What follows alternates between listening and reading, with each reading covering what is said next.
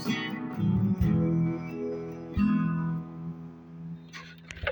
kita berdoa. Terima kasih Tuhan, kami ucap syukur pada saat malam hari ini. Seberapa kami ada Tuhan, kami ucap syukur untuk waktu-waktu yang Tuhan berikan. Kami tahu Tuhan bahwa setiap kami memiliki pergumulan sendiri untuk pendidikan kami, untuk masa depan kami, untuk pergaulan kami Tuhan.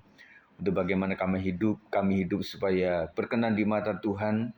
Dan kami ingin supaya Tuhan menuntun langkah-langkah kami semasa muda ini Tuhan. Untuk mengalami Tuhan sejak awal sehingga membuat kami tidak pernah terlupakan akan pengalaman bersama Tuhan.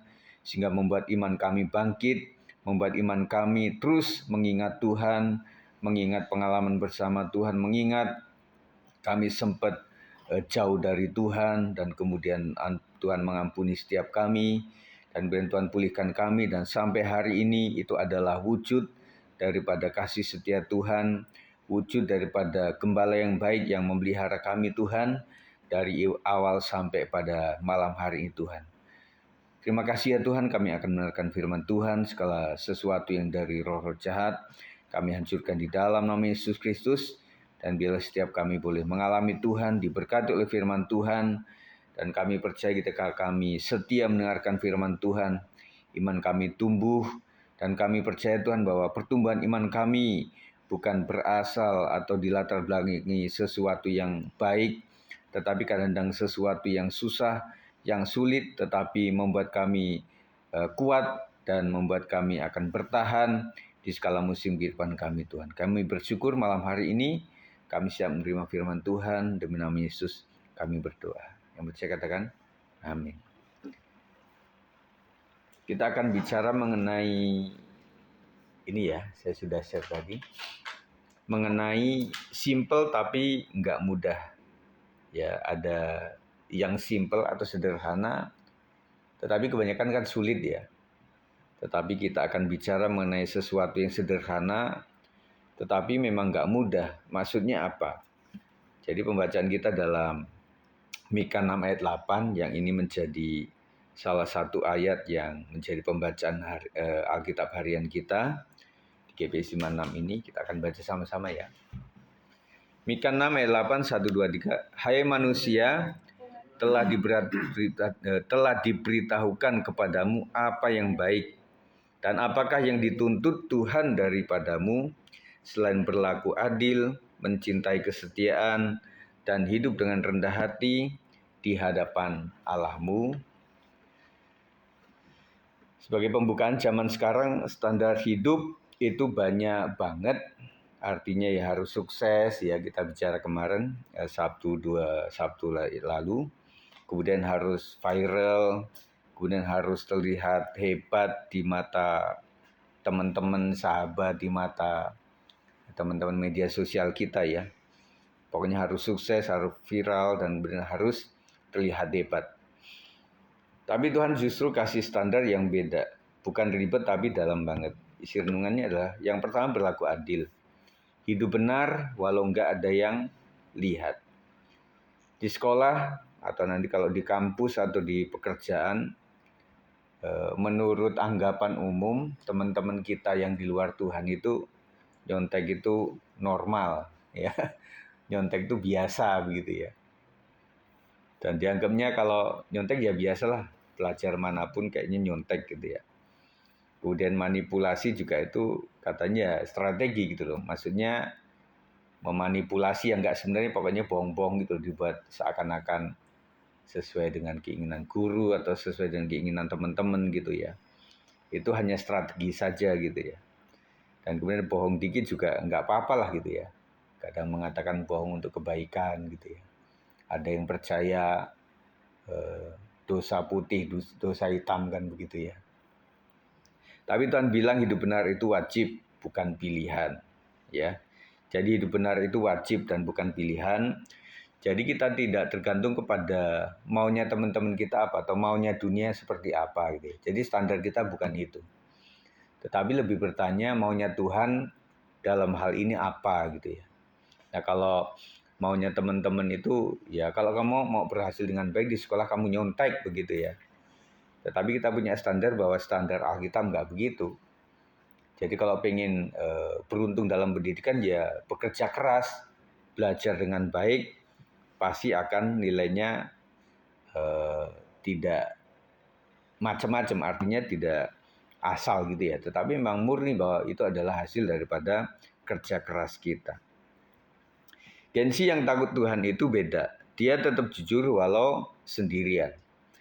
Nah teman-teman sekalian, yang membuat susah anak-anak muda itu ketika sendirian.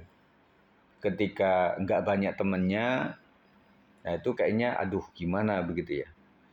Tetapi di sini kita dituntut untuk tetap jujur meskipun sendirian begitu ya. Jadi saya rasa yang membuat kita murni itu bukan karena oh kelompoknya gede banyak begitu kemudian ya karena sama-sama banyak gitu ya. Kalau banyak kan enak ya. Kalau banyak itu kayaknya semangat gitu ya. Memang ada sih. Tetapi sesungguhnya itu siapa kita itu waktu kita sendiri sebenarnya. Ya, waktu kita sendiri itulah kita yang sesungguh-sungguhnya. Kapan dikategorikan sendiri kita itu? Misalnya waktu menghadapi ujian. Betul ya? Itu sendirian benar, gak ada yang bantu. Makanya nggak boleh nyontek kan begitu ya. Kalau zaman dulu kan waktu mau masuk perguruan tinggi itu ada joki namanya kan. Jadi joki kita bayar joki itu untuk misalnya di lapangan yang besar atau di mana di gedung yang gede gitu ya. Jadi jokinya masuk atas nama siapa begitu ya. Dia melakukan itu ya lulus gitu. Tetapi atas namanya memang itu gitu ya. Tetapi kalau orang yang bersangkutan sendiri ya nggak puas gitu loh. Maksudnya saya berhasil tetapi ya karena dibantu orang gitu loh. Nah pastinya yang bantu itu yang pertama mungkin ya kakak kelas atau alumni perguruan tinggi tersebut yang sudah bekerja, udah lulus gitu ya. Atau siapapun gitu ya. Itu zaman dulu. Kayaknya zaman sekarang nggak ada yang seperti itu. Jadi kita itu lebih apa ya, rasa bangga ketika dalam kesendirian tapi kita bisa. Ya, ada saatnya kita itu memang harus sendiri. Kalau dalam pekerjaan kan kadang tim kerja kan dibutuhkan. Tapi itu juga tergantung gitu loh. Kalau tim kerjanya memang baik, ya baik semuanya. Misalnya kerkom gitu ya, kerja kelompok itu kan kadang-kadang kelompok itu nilainya sama ya. Begitu ya. Misalnya nilai kelompok itu dapatnya 6, semuanya dapat 6 gitu ya. Setiap anggota 6 gitu ya. Tetapi buat yang pinter nggak seneng. Karena apa? Ya saya kerja keras, nilainya misalnya 9, kamu juga yang malas-malas 9 juga. Makanya di ujian itu sendiri. Kalau tugas sekolah memang ada yang tugas kelompok. Karena itu kan memang diajar untuk kepemimpinan, kemudian diajar untuk berorganisasi gitu loh. Guru yang baik ketika dalam kerja kelompok kalau dia hadir tugas itu di sekolah, dia akan melihat ini calon-calon ini kelompok ini siapa yang calon-calon pemimpin. Oh kedapatan yang suka meskipun dia bukan ketuanya, tetapi dia suka mengajak gitu loh, mengarahkan. Wah dia memang punya karakter pemimpin. Oh ada karakter dia tuh memang sukanya bendahara yang baik gitu. Waktu ngumpulin uang tuh seneng ngumpulin gitu ya. Teman-teman kan nggak selalu suka gitu, apalagi yang cowok ya.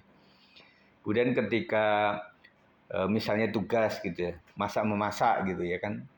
Tidak semuanya perempuan yang suka, tetapi ternyata ada cowok-cowok juga yang suka masak misalnya. Itu akan dilihat di saat kerja kelompok. Tetapi pada dasarnya kelompok itu tidak akan terus-terusan sampai seterusnya, pasti akan berhenti. Paling tidak pada saat sudah naik kelas, pasti berhenti. Tetapi ada satu hal yang memang harus dilakukan pribadi siswa itu, pelajar itu harus ujian sendiri. Nah itu yang paling jujur ya ini. Misalnya apa ya, pelajaran seni gitu ya. Nanti jujur satu-satu nyanyi misalnya gitu ya. Nah kebanyakan kalau nyanyi bareng tuh kan semangat begitu ya. Tetapi kalau nyanyi sendiri kan geter juga gitu loh. Nah baru terlihat di situ ya. Jadi kita itu memang dituntut anak-anak sekalian menjadi jujur walaupun sendirian. Kemudian yang kedua, mencintai kesetiaan, konsisten, bukan musiman. Banyak orang rajin saat butuh Tuhan, tapi hilang saat hidup sedang enak, begitu ya. Itu kayaknya manusia seluruh Indonesia, seluruh bumi kayaknya begitu ya. Kebanyakannya ya. Jadi rajin memang saat memang sedang membutuhkan Tuhan. Nah, pertanyaan kenapa Tuhan itu mengizinkan ada masalah gitu ya. Supaya kita rajin datang kepada Tuhan. Benar ya? Jadi kalau orang menganggap itu bahwa ya aku udah pinter pasti saya bisa lah. Saya kan cerdas. Saya punya uang. Saya punya pengaruh karena orang tuaku memang orang yang berpengaruh gitu ya. Lama-lama orang tersebut nggak ngandalin Tuhan. Nggak ada titik di mana dia tuh ngalamin susah gitu. Dia nggak doa lagi. Doa untuk apa? Misalnya doa untuk uang. Oh, uangku banyak. Doa untuk pekerjaan loh. Saya lulus langsung kok nanti ditaruh sama orang tuaku ke perusahaan mana. Sebenarnya kalau saya misalnya menyangkut hal-hal yang surat menyurat begitu ya di wali kota atau apa lo, saya kan ada teman dari orang tua itu orang dalam misalnya gitu ya. Nah, jadi kalau dipanjang-panjangin kayak gini, orang rasa nggak butuh Tuhan gitu. Semuanya bisa kok gitu. Nah, orang tersebut nanti akan mengalami satu pengalaman di mana ketika orang dalam akhirnya memang ya maaf kata dipanggil Tuhan, kemudian orang-orang yang kita andalkan yang punya uang, punya pekerjaan baik itu akhirnya harus sakit dan kemudian meninggal. Kita ngandelin orang tua, kemudian juga orang tua sudah nggak ada lagi. Ngandelin abang atau adik yang kita merasa sukses, kemudian karena masalah krisis global akhirnya nggak bisa jualan, akhirnya tutup warungnya atau tokonya begitu ya. Nah di saat itu dia merasa ya saya ngandalin manusia ya terbatas banget. Terbatas. Nah makanya jawaban untuk pertanyaan kenapa Tuhan tuh kadang-kadang kita masih muda udah ngalamin kesusahan gitu loh. Seakan-akan Tuhan berkata begini, nah sejak awal nggak apa-apa kamu mengalami kesedihan, kesulitan, supaya kamu rajin berdoa. Dengan rajin berdoa, kamu punya pengalaman, pernah jatuh, pernah nggak punya uang, pernah diremehin oleh teman-teman, dan akhirnya bangkit, dan itu menjadi kuat. Amin. Menjadi kuat setelahnya itu. Nah makanya di sisi ini kadang-kadang kita juga bisa dengan jujur berkata, terima kasih Tuhan kau izinkan masalah dalam keluargaku. Dan ternyata memang anak-anak yang mengalami dalam tanda kutip memang kurang beruntung dalam keluarganya itu rata-rata memang kuat malah. Lebih kuat dibanding yang lain. Ya. Kenapa? Karena memang dia sudah terbiasa sendiri kekuatan itu gitu loh. Nah kalau dia kuat secara sendiri oleh karena izin Tuhan dengan masalah itu, mau orang dalam nggak ada lagi, mau toko atau perusahaan orang tua sudah nggak ada lagi, atau orang-orang kita andalkan sudah nggak ada lagi, kita memang kuat, sudah kuat begitu. Makanya Tuhan ajari itu, ya. Jadi jangan cuma saat butuh Tuhan kita rajin, tetapi jangan sampai hilang pada saat kita sedang enak gitu ya. Kita dituntut segala musim kehidupan. Mau baik keadaannya saya ya cinta Tuhan, takut sama Tuhan. Pada saat yang tidak enak apalagi saya tetap cinta sama Tuhan. Tetapi kadang-kadang orang itu ada yang kebalik gini.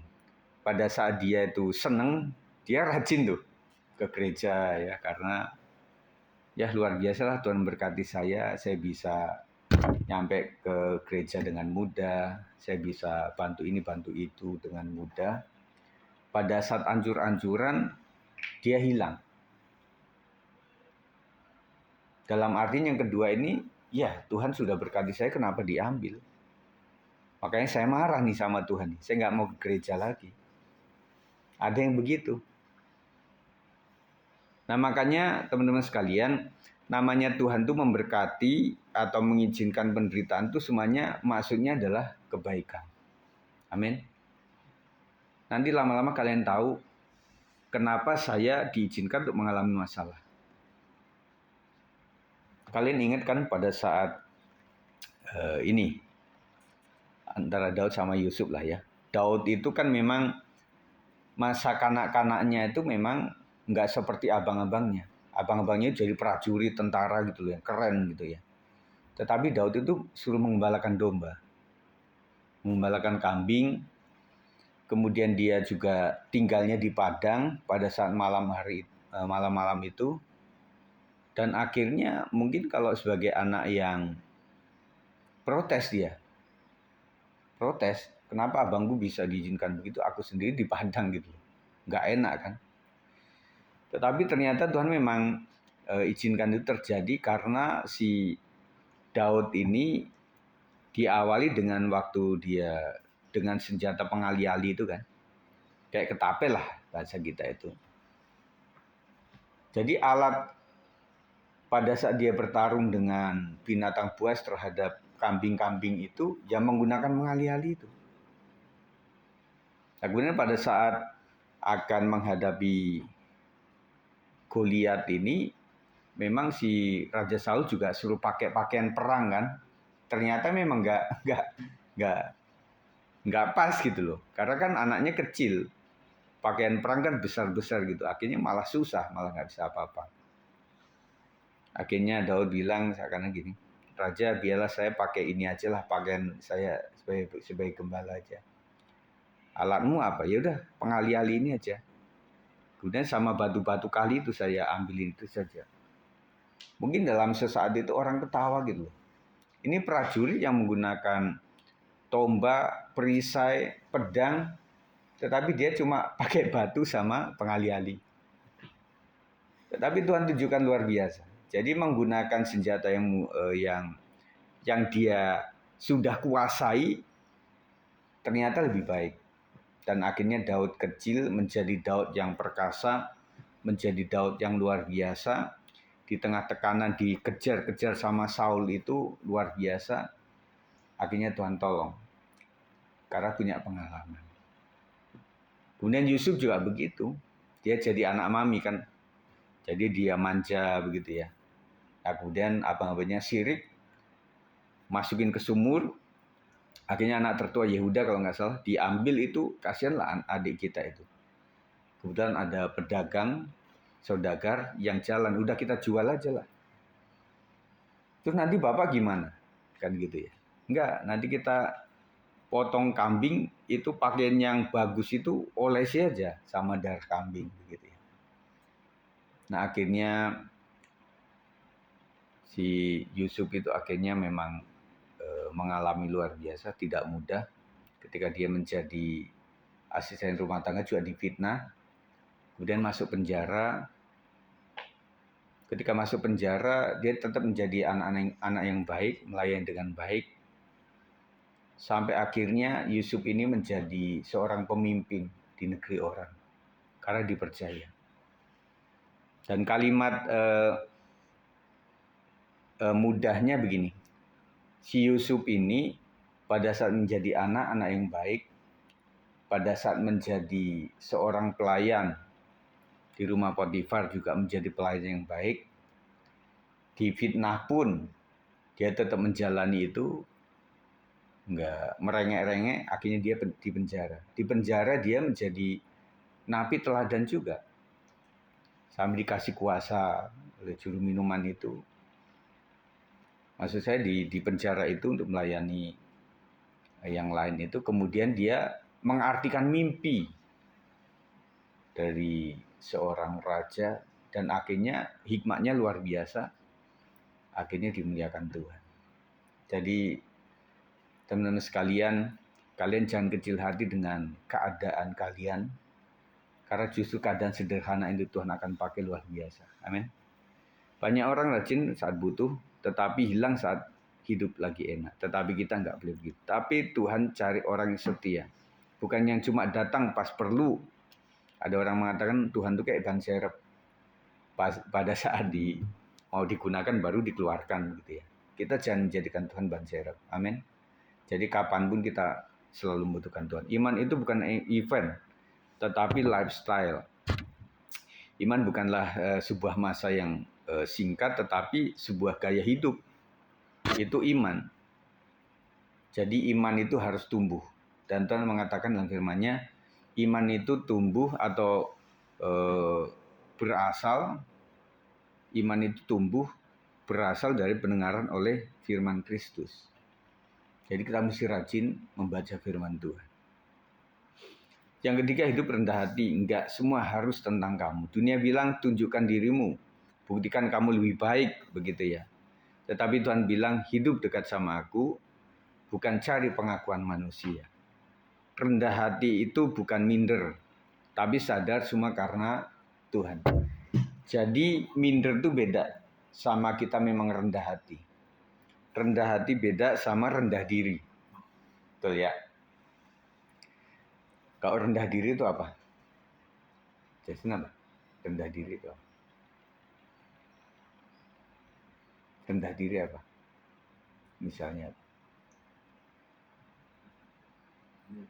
Hah? Apa Mega?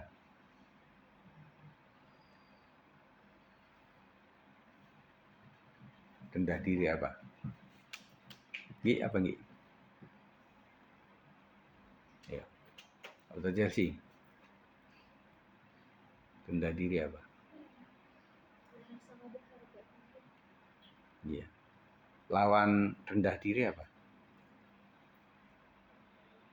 Apa? Sombong boleh juga ya. Jadi orang ini sombong, orang ini yang satunya rendah diri gitu loh. Nah, dia rendah diri itu sebenarnya mungkin dia bisa.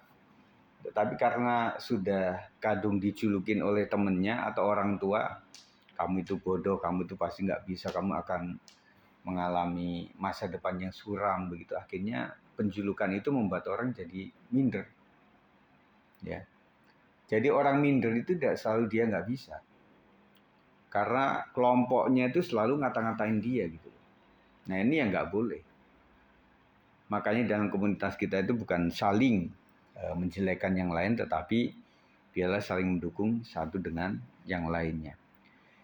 Jadi kalau rendah diri itu tidak pede, ya nggak tahu alasannya apa, tetapi kalau rendah hati itu memang ya dia memperlakukan orang, melakukan apapun juga secara rendah hati itu. Artinya ya karena saya mengasihi saja, saya menolong ini, saya bisa membantu teman ini karena memang saya percaya lakukan segala sesuatu seperti untuk Tuhan dan bukan untuk manusia. Itu rendah hati. Ya. Tapi jangan sampai orang rendah hati di gunung yang tinggi. Artinya ngomongnya sih kayaknya, oh saya nggak bisa lah. Misalnya gitu ya. Misalnya disuruh gitu. Loh Ses, yuk kamu deh yang jadi pemimpin ini. Maaf, saya nggak bisa. Soalnya saat saya kuliah di Amerika, nah gitu misalnya. Jadi kayak nggak bisa, tetapi dia mungkin sekolahnya di Amerika gitu. Jadi nyombong tapi dengan kayak seperti kalimat rendah gitu. Itu nggak boleh juga. Penutup challenge kita adalah Mika 6 ayat 8 itu simple, adil, setia, rendah hati. Tapi jujur ini berat kalau tanpa Tuhan. Nah itu yang disebut simple tetapi memang nggak mudah. Jadi apa? Adil, setia, rendah hati. Itu yang harus kita kejar selama hidup kita ikut sama Tuhan. Meskipun sulit, ya kita berusaha untuk berbuat adil terhadap apapun, terhadap siapapun. Kemudian kita berusaha untuk setia kepada Tuhan, setia berdoa, setia membaca firman Tuhan, setia bekerja, setia belajar, setia memberikan waktu kita untuk doa sama Tuhan, menyerahkan masa depan kita, keinginan kita kepada Tuhan, dan kemudian kita tetap rendah hati. Ya, ada pepatah kan mengatakan kalau padi itu merunduk, tanda berisi. Kalau nggak berisi, malah dia kayak ngangkat gitu, kayak nyombong begitu ya. Ada juga namanya tong kosong bunyi, nyaring bunyinya. Gitu ya. Jadi biarlah kita menjadi anak-anak yang rendah hati. Jadi pertanyaannya, kamu mau ikut standar dunia atau standar Tuhan? Dan saya mengharapkan bahwa setiap kita mesti ikuti standarnya Tuhan. Ya, jadi jangan ikut-ikutan kepada dunia ini. Jangan pernah ikut-ikutan dengan ala dunia. Kalau itu tidak sesuai dengan kehendak Tuhan. Tetapi yang kedua, kalau memang teman-teman kita itu memang produktif dan menghasilkan sesuatu yang baik, kenapa tidak kita dukung? Gitu ya. Jadi ada hal yang kita sendiri itu salah, tidak baik, tetapi ada juga sendiri itu yang benar, karena kita jujur. Tetapi pada saat kita mesti kerja kelompok, kita mesti bekerja dengan teamwork, ya kita harus lakukan itu. Ya, jadi mendudukkan diri sesuai dengan porsinya.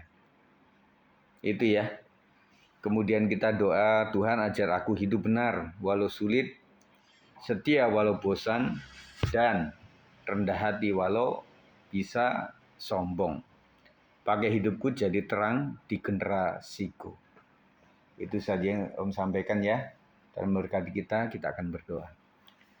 Tuhan Yesus, ajarkan kami Tuhan menjadi orang-orang yang hidup benar. Meskipun itu sulit Tuhan di tengah-tengah dunia ini, di tengah-tengah teman kami yang tidak kenal Engkau, di tengah-tengah orang-orang yang tidak mengenal Kristus secara baik, dan ajarkan kami untuk tetap setia Tuhan meskipun itu membosankan, yang kami kadang suka dengan kerumunan yang banyak, dengan pendatang yang banyak Tuhan Yesus, tetapi ajarkan kami tetap setia meskipun kami sendirian Tuhan. Dan ajarkan kami untuk rendah hati meskipun kami bisa sombong untuk itu Tuhan, supaya hati kami dididik oleh Tuhan menjadi seorang hamba yang memiliki hati rendah. Dan biarlah kami Tuhan tidak rendah diri, tetapi rendah hati Tuhan. Kami percaya bahwa semua karena Tuhan, dan pakai setiap kami Tuhan untuk menjadi Allah Tuhan.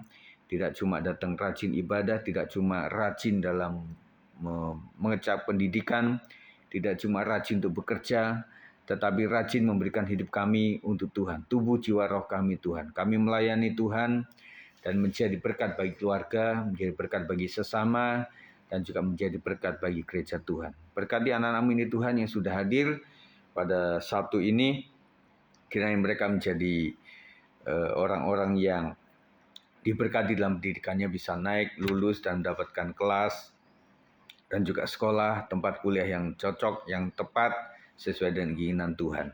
Dan masa depan mereka Tuhan berkati dengan jodoh yang terbaik, dan para wanita boleh mendapatkan keturunan yang terbaik Tuhan, dan memberkati pula untuk pekerjaan dari teman-teman kami ini supaya diberkati oleh Tuhan, dan juga pendidikan mereka, segala biaya yang dibutuhkan Tuhan cukupkan semuanya. Dan keluar masuknya mereka Tuhan, keluar rumah maupun ketika pulang, di tempat kerja, di sekolah maupun di kampus, Tuhan akan lindungi supaya berkat Tuhan melimpah atas mereka semuanya. Terima kasih Tuhan, ucap syukur malam hari ini. Demi nama Yesus kami sudah terima firman Tuhan. Yang percaya katakan, haleluya, amin.